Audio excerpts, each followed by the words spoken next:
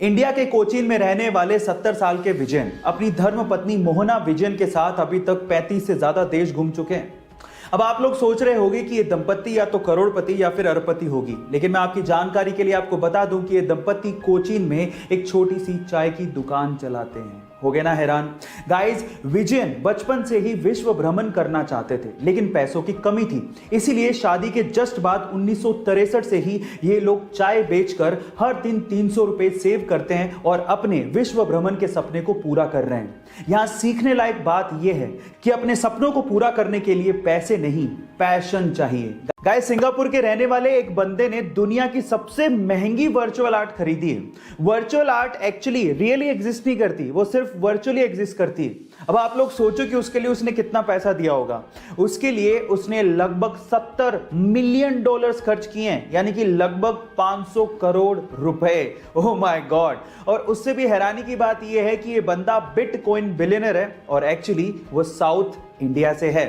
Guys, पर ऐसा बिल्कुल भी नहीं है कि वो बहुत रिच फैमिली से है। इनिशियली उसके पास खुद के लैपटॉप खरीदने तक के पैसे नहीं थे, फिर उसने बिटकॉइन में $5000 इन्वेस्ट किए और वही $5000 आज $बिलियन में कन्वर्ट हो चुके हैं। गाइस, ये इंटरेस्टिंग फैक्ट जान के आपको कैसा लगा चैट सेक्शन में जरूर लिखिए। गाइस, इंग्लिश लैंग्वेज में बहुत सारे ऐसे वर्ड्स हैं जिनका मीनिंग सेम होता है, लेकिन उनको यूज करने की जगह अलग अलग होती है। जैसे एग्जांपल के तौर पे पहला एग्जांपल लेते हैं बाय एंड परचेज का।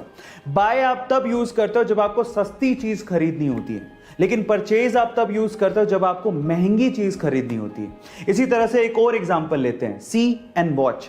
सी आप तब यूज करते हो जब आपको स्टैटिक यानी कि स्थिर चीज को देखना होता है, और वॉच आप तब यूज करते हो जब आपको डायनामिक यानी कि गतिशील चीज को देखना होता है ना? ये अमेजिंग। अगर मैं आपसे सवाल पूछूं कि 90 की उम्र तक आप अपने आप को कहां देखते हो, तो शायद आप लोगों का जवाब यही होगा कि या तो चारपाई पे या चार कंधों पे।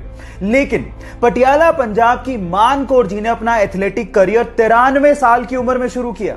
सुबह सुबह 6 बजे उठकर 20 किलोमीटर दौड़ लगाना, और वो भी उस उम्र में, काबिले तारीफ था।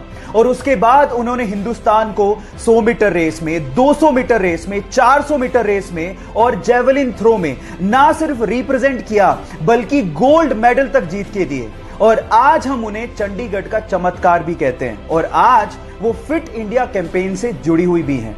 अपने जज्बे से हिंदुस्तान का नाम रोशन करने वाली मान कौर जी को मैं सलाम करता हूं।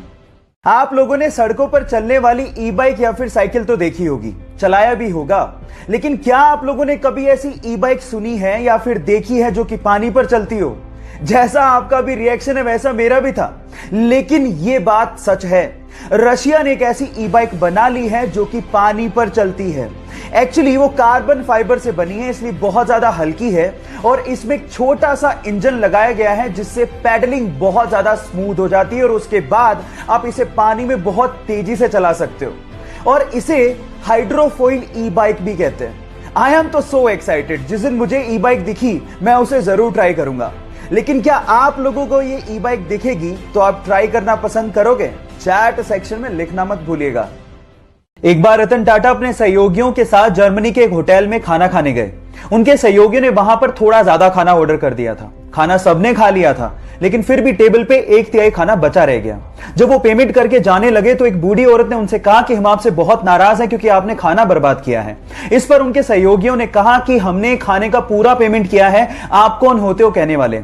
इस बात से गुस्सा होकर उसने एक जर्मनी के एक ऑफिसर को कॉल लगा दिया। वहां पर जब ऑफिसर आया और उसने जब पूरी बात सुनी तो उसने 50 यूरो का जुर्माना ठोकते हुए कहा कि खाना उतना ही ऑर्डर करो जितना खाया जाए। भले तुम्हारे पास पैसे हों, लेकिन ये संसाधन पूरे समाज के हैं। गाइस, आज भी हिंदुस्तान में हर दिन 40% खाना वेस्ट किया जाता है, और यह भी एक सच्चाई है कि हर दिन 19 करोड़ लोग बिना खाना खाए सोते हैं।